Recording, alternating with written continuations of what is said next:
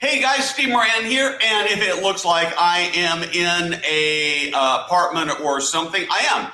I am in Nashville and just finished up the ACA NCAL conference, and I am staying at Abe's Gardens in their one of their guest rooms. And honestly, if you ever get a chance, and some of you're operators, right? You should go spend some time in your buildings like this. This morning, and I've got a story and some pictures about it. I've got a psychedelic story that I wrote this morning. I'm going to tease it with that. But I went down there. They have this guys coffee group that has 5 or 6 guys that they invited me to last night, and so I went down and just started talking to people and asking them about their lives. And the next thing I know, I had one guy telling me about how.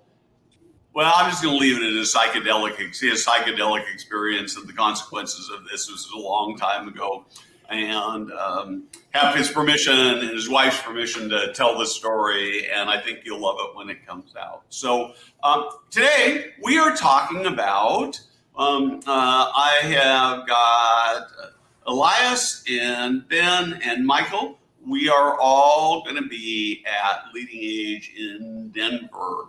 And I'd like to have you guys each introduce yourself, talk a little bit about how you are changing. Let's do it this way. I'd actually like to have you talk about the problem you solve and why you're better at it than anybody else. And then I want to talk with you after we'll go do our introductions. We'll have a group conversation about what your strategies are for how to make the most of the LeadingAge conference, how operators can make the most of LeadingAge, and maybe even a little bit about how vendors can do it. So, Elias, let's start with you. Hey, Steve. Hey, everybody. Good afternoon. I'm Elias with Second Act Financial Services. Second Act is a senior-focused division of a family-owned bank out of Wilmington, Ohio, in business since 1889.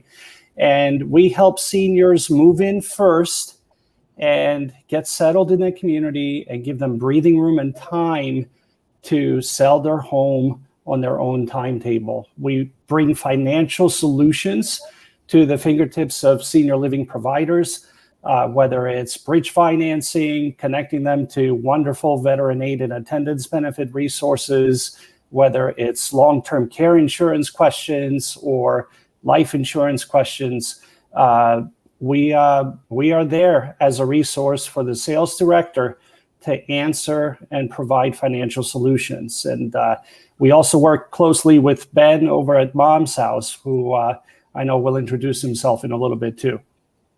Yeah. So I love what you do, Elias, because what you end up doing is making it so that, probably these people would ultimately move into senior living anyway, right? But what you do is you make that happen faster, which means from the perspective of the resident, better lifestyle, quality of life, from the perspective of the community, more cash flow and income, and the cost of the buildings in general is minimal or nothing, and that's also true for the residents. So these short-term bridge loans, particularly as we're seeing the market crash. I just saw a story today talking about the 5 or 10 markets in the U.S. that have lost home values in the neighborhood of, I think the biggest losses were about 10% down to about 8.5% in value. And if you have more time to sell your property, you're going to get more value. So likely doing what you're doing means increasing the net amount of the sale, even in spite of the financing costs. So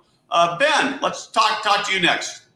Okay, Steve, thanks. Elias, thanks for the shout out there. Yeah, we work with companies like Elias and other companies to help provide whatever the best option is for the family. At Mom's House, we're taking an approach to the traditional real estate path really may not be the best fit for the family.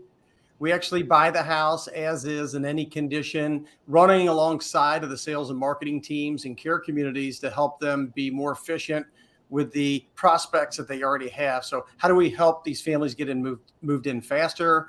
How do we help them convert more leads or prospects they have in their CRM to get moved in faster? So just giving family options to where they may not have to go through all of the pain of cleaning out the house, getting it ready, selling it, and paying commissions to a traditional real estate agent. We can close in a few weeks, so the family doesn't have to do with any of that.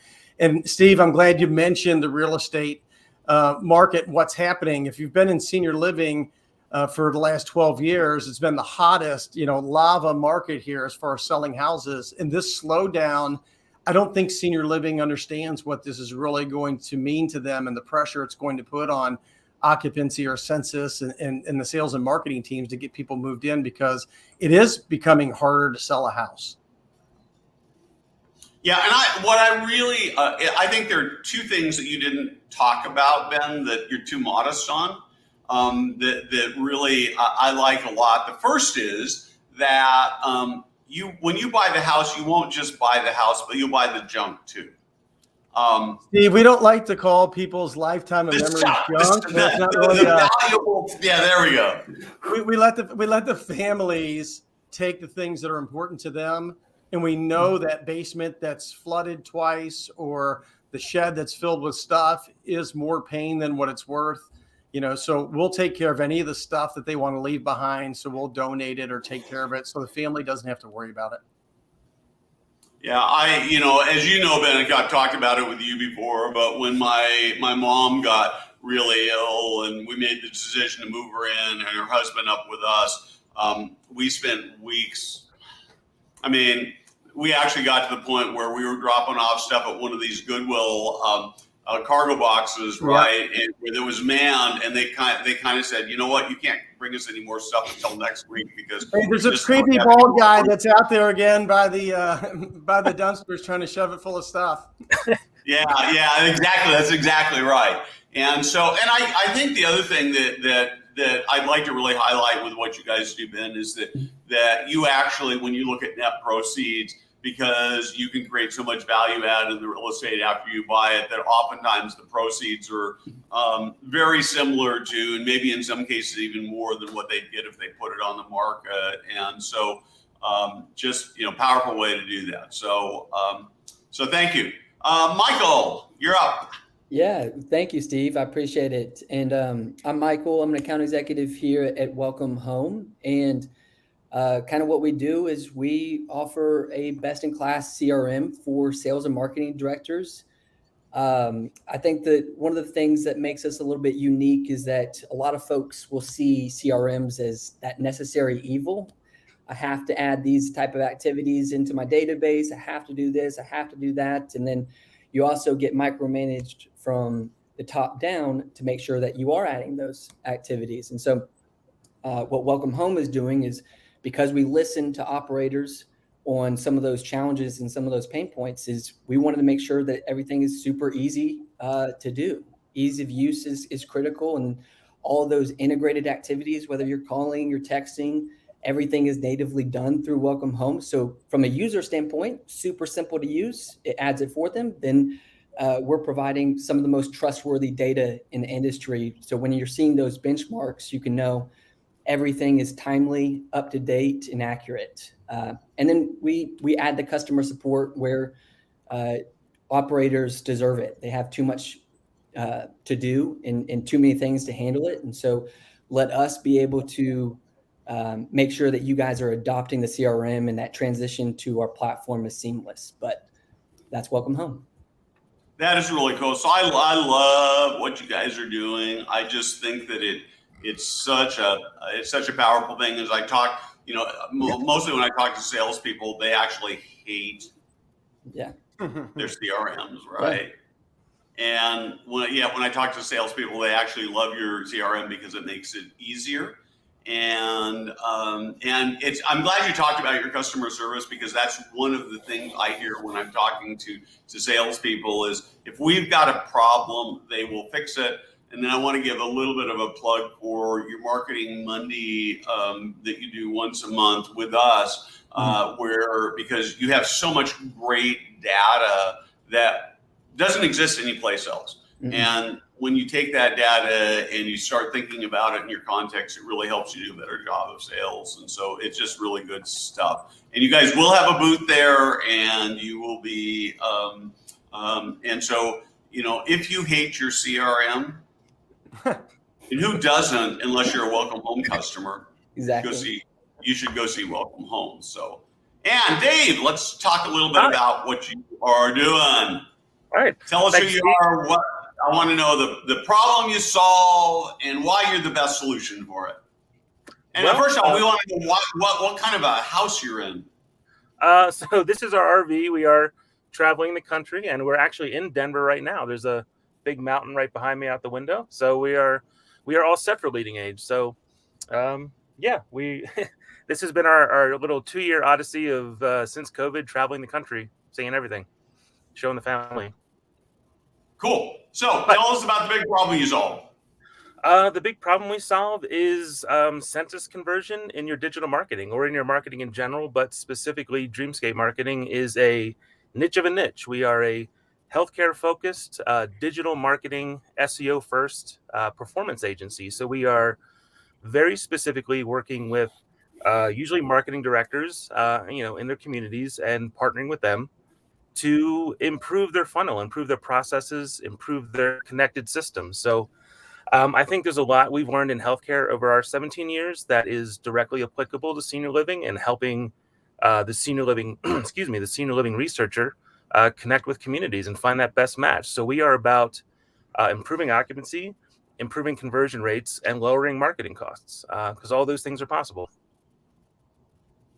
So I really, I love what you're doing. I think the digital marketing is so important.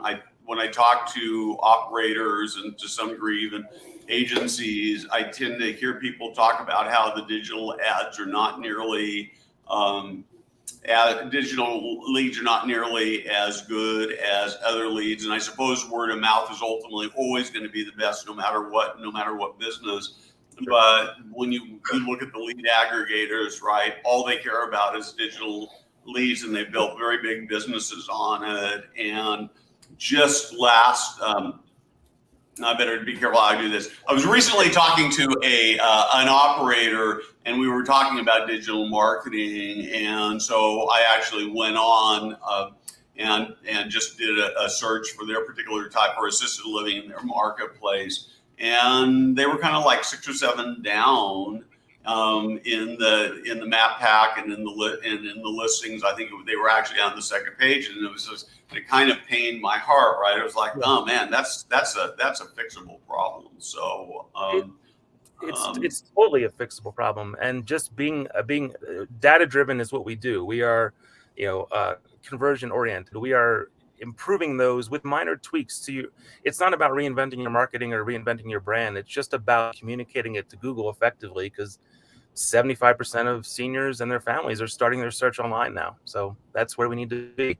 And those percentages of success drop off dramatically when you're going from position 1 and 2 to position 6 and 7. It just makes a world of difference. And in terms of quality of lead, again, I think another thing to be aware of is we're not trying to make you a digital lead different from a phone call. We want that human to human connection to happen. We want them to call your community, come in for a tour. It's not about driving a click or something like that. It is really still about driving that human connection. So I think that's a misunderstanding with digital, is that we are still aiming for that top converting connection, which is that human to human phone call. So that's still our goal. We're just talking to Google, throwing in some keywords, doing some SEO to make sure that when someone searches for you, that your answers to their questions are the best results, or the best answers, and that's what's going to get you to the top of Google. So it's just really fundamentally, Dreamscape believes in making sure that there's an ethical online marketplace for healthcare research. We want to make sure everybody has the best chance to be seen and heard, so that the best connections are made. Cool. So I'm going to actually bring everybody back on right now, and I will just all sort of sit here. And I'd actually like to start. I want to kind of do a couple things. The first thing is I just sort of like to have you tell me your dream for the senior living industry in the next 12 to 36 months. And we're going to come back to you first, Elias. I can never do your name quite right. I feel like a dope every time, but no worries. You got it right. I think we're in the dawn of a new era in senior living with technology. My 89-year-old great aunt is in an independent living community in Oregon, and she walks around with her iPad and she just goes around messaging all of us throughout the day. And she's on Google, off Google. She's, quote, gotten to know the internet.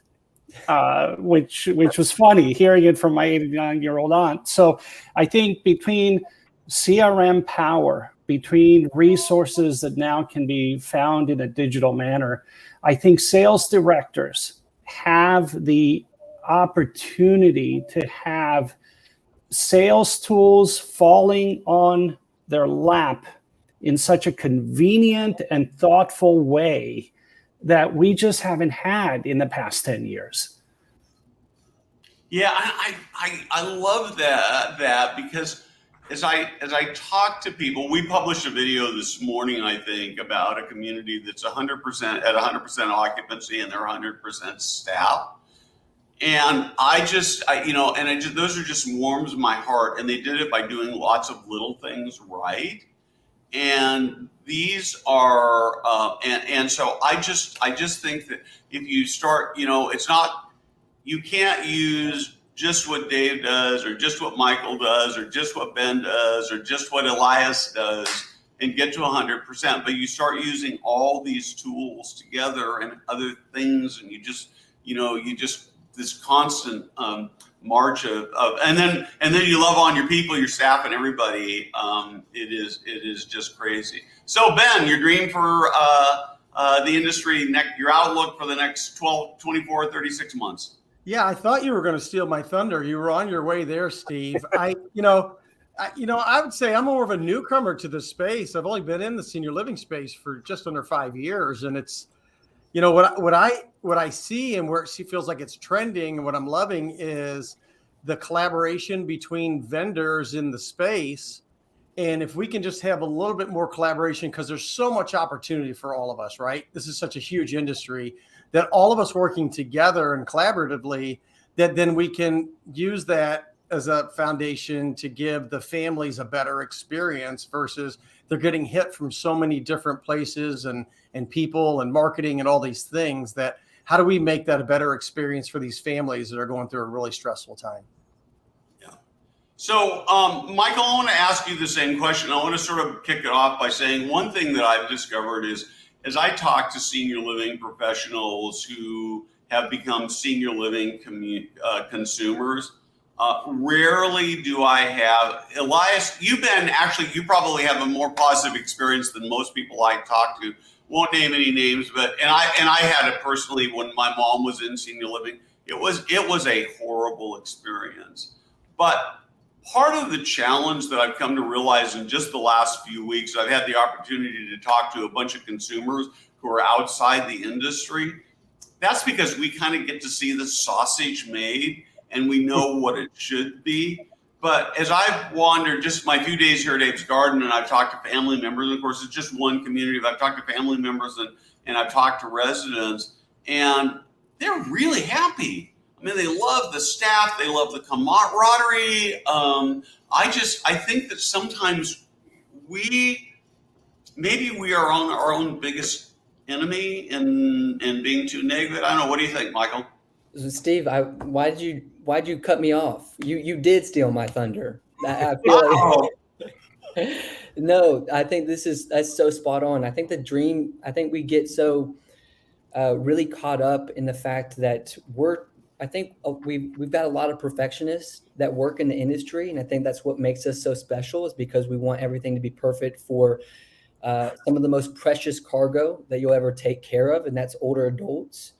And so I think just giving yourself some grace, I think a dream state would be just to continue to professionalize, from my side of things, professionalize the industry of sales. I really think there's a really great opportunity to capitalize on, instead of I fell into this because I went through a tour and I was like, hey, I love this. I love the cause and I love this. Well, let's professionalize it. Let's make it to a place where, there's career tracks for it, because thinking about holistically, looking at 30,000 foot view overview, there's a lot of career paths that you can take within senior housing. You can go into being an administrator, an executive director. You can be work in operations. So you can really build a career path with this, but let's make it a professional space to where it's the space from a career side is, I want to grow up and be a sales director. I want to grow up and help the older adult population. Yeah, I did an interview last night with a 20-something who works here at Aviard, and she does life enrichment activities. And I first met her probably 4 or 5 years ago. We'd had a board meeting in the morning, and then we were having a dinner meeting, and I had this big gap, and so I had work to do, but I decided to go hang out in the memory care part of the community, and I ended up not getting very much work done because she was running this discussion group, and I just had the most lovely time. And it was the things you would expect in a memory group where people tell the same stories 100 times, but each time, there's this one woman, I don't remember her name, but she'd tell a story about her son, who's a doctor at Vanderbilt, and she'd get this big smile on her face, right? And when we start appreciating those kinds of things, that it becomes so powerful. So, Dave, you're this digital marketing expert, and one of the things I really struggle with, and I've got this new project that I'm starting to work on, inspired by a keynote yesterday that I want to do some just short stories with pictures of the people in senior living, which means, the leaders, of course, but the frontline workers, residents, and perhaps even families. So I did from the coffee class I was telling you about, and that's really going to be the start of this. How do we take these moments that are transforming the lives of residents, that are transforming the lives of family members? I met a woman in an airport who was just putting that, I think that's probably politically incorrect, but just working to make sure her dad was getting in a memory care building, and her mom was still driving and active. And she told the story about her experience, which she really liked, and it was just, and she was so happy because it was giving her a new lease on life, and it was giving her mother a new lease on life, who could go visit the husband in a safe place, and she could go out and hang out with her friends. How do we tell that story visually better? How do we tell it visually better? Well, I think we have to start, and I think we have this conversation all the time, even in marketing, is that we have to put ourselves back into the end user's shoes. We have to speak from that perspective. We have to tell stories from that perspective. The person we're ultimately, serving.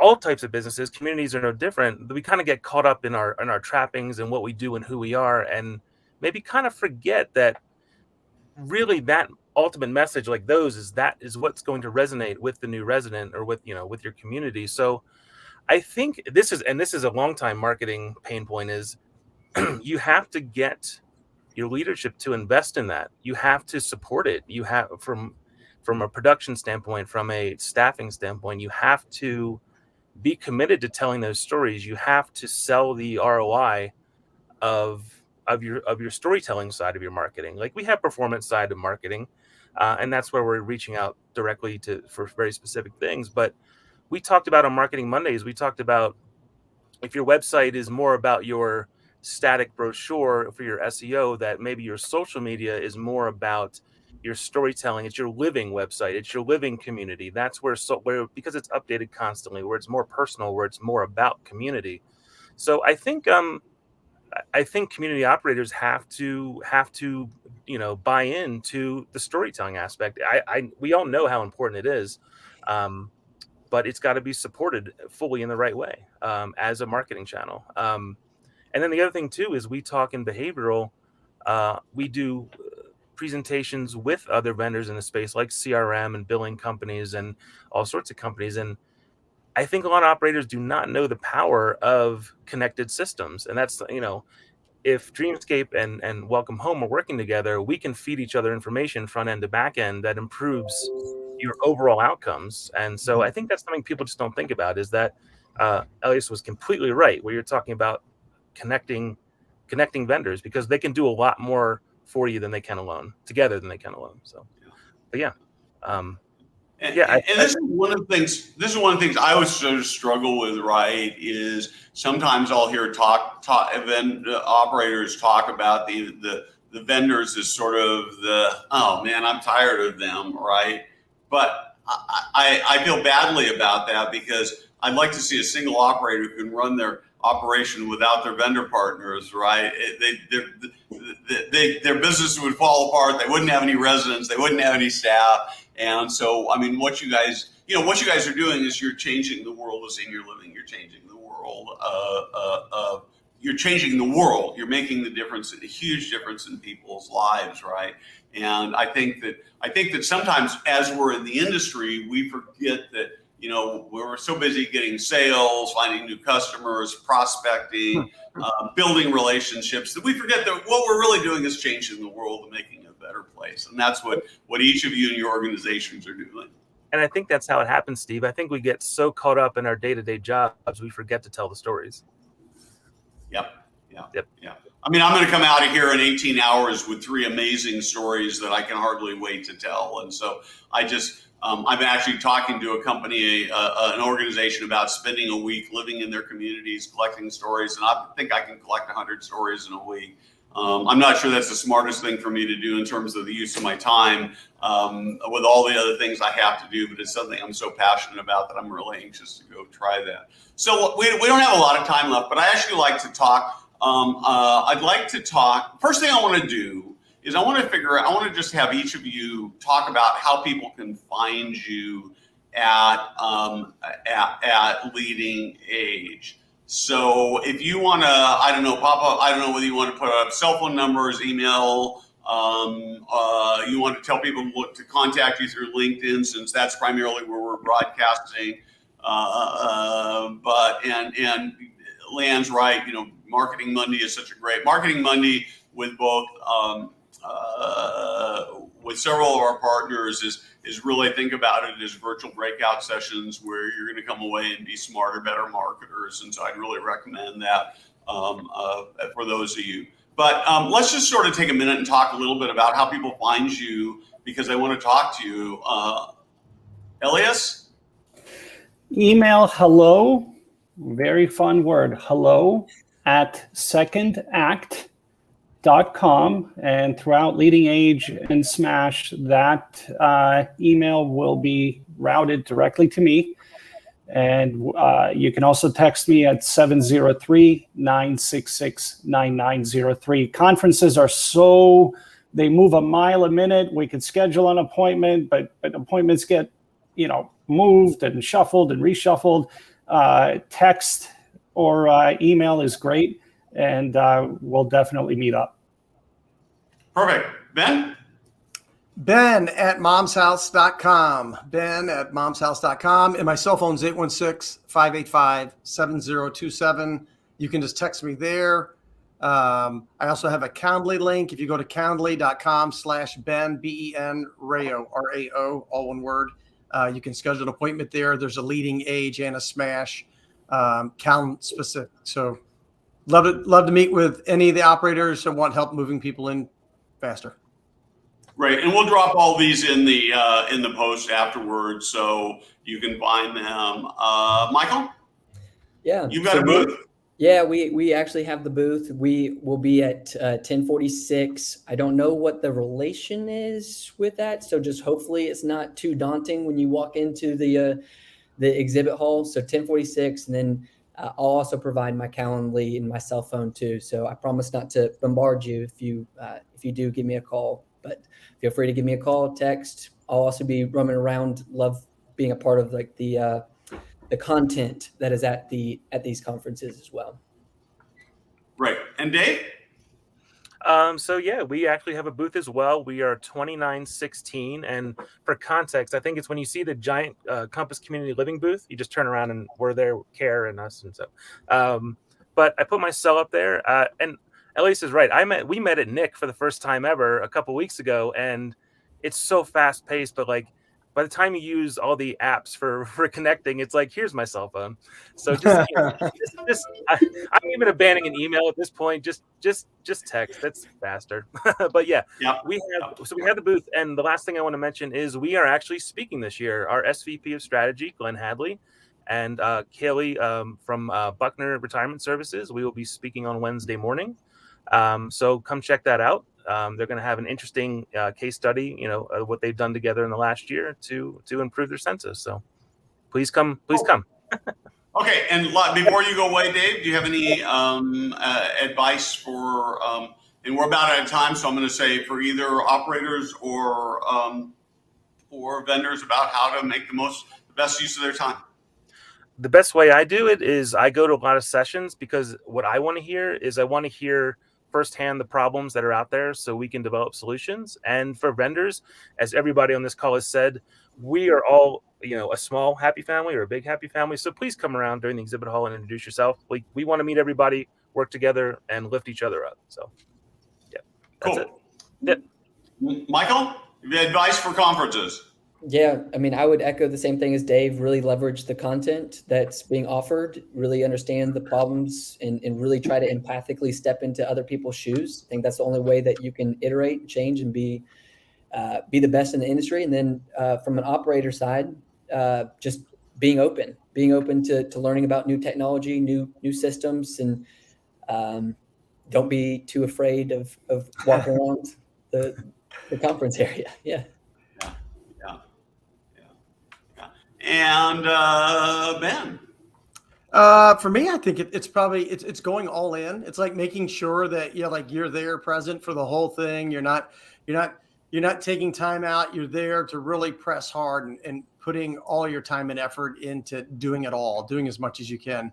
Michael, I like what you said. They walk by, they look at the vendors, they're scared like they're going to get bit, or this guy's going to try to sell me something. But it's everybody's there to help solve their problem. And I know they can't all switch to different vendors all the time and constantly do that, but lining those up. The other thing is I try to book as many meetings as I can the weeks leading up to it, so it's just really effective while I'm there and I get to see the people I really want to meet with.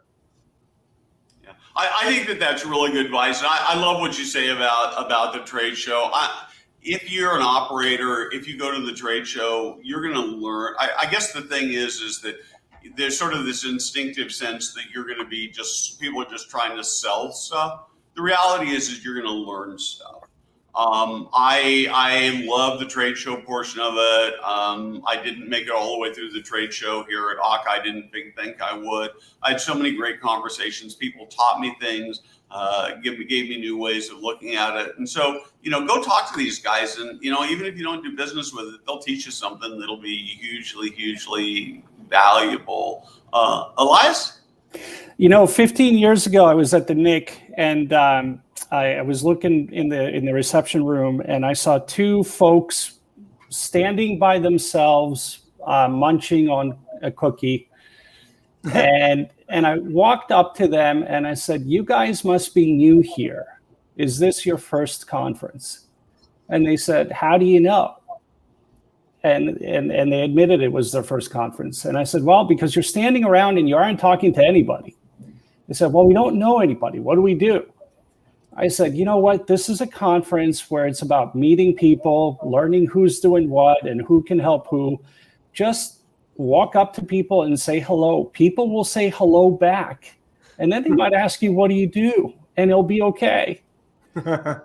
10 years later, that group was on a TV seminar with the American Seniors Housing Association talking about some of the innovations that they brought to the field. And I texted the gentleman and I said, "See what happens when you say hello at conferences. Things happen." Yep, it's absolutely right. I'm not going to promise you that it will go right 100% of the time. I know that I don't, of course, have this happen much anymore. I have lots of people to talk to because I know lots of people. But when I first started and I didn't know anybody, I've told the story so many times, but I think it's so important. I made a goal to meet 100 people. And I would say of the 100 people I walked up to, either as individuals or groups, 85 of them, between 85 and 90, were lovely, wonderful people. Many are people that I still know today, and the other 15%, they were jerks. There's always jerks in the world, and I know at least some of them aren't around anymore in the business, so that sort of serves them right? I don't know, but that's probably not very nice. And sometimes people just have bad days. So I want to be a little bit careful about that. I know that I know that for sure that I've had times when I'm at big conferences where it's been the end of the day and somebody's approached me, and I've been at best polite. So, gentlemen, thank you very much. Thank you for changing the world of senior living. I can hardly wait to see you next week. I can hardly wait to see those of you who are operators and who are watching this. And we're making the world is a better place because of what you do. So with that, we are going to sign off. And why don't you guys stay on for a minute? And thank you for watching. And I look forward to seeing you all.